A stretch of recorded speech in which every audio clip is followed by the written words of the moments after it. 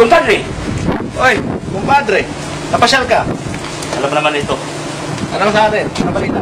Yung Invictus na i-deliver. Nakuha mo na ba? Oo, nakuha ko na ng isang araw. Yung bayad? Binigay ko na. Wala sa akin ng pera. Sino bang nagbigay? Binigay ko sa tauhan mo. Sino? Anong pangalan? Si Don Pacondo. Sino pa doon? Nasaan ba si Pagado? Yan ang hindi ko alam. Sino ba yan sa likod mo? Yan si Don Paquito.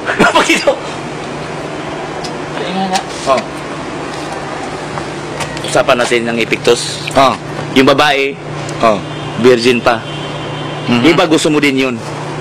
Hindi, gusto ko malaspag. Malaspag! Oh. Ha? Ayoko ng virgin. Bakit ayaw mo gusto mo? Masikip eh. Masakit. Di bali, may pamada akong dala. May pamada ka. May oil ka. O sige. Laway na lang. Laway na lang para tipid. Oo, pwede, walang problema. Oh. Kumpadre, Kumpadre. balita ko, big time ka na ba? Sa iba itong hotel? Kumpadre, ganito talaga ang buhay, padre. Well, Yung mayaman ka na ngayon, ha? nasa na yung mga anong barko, May padre? bodyguard ka pa sa likod. Oh. Chinese. Don Paquito yan, padre. Sino pa ito? Oh. Cut mo na. Para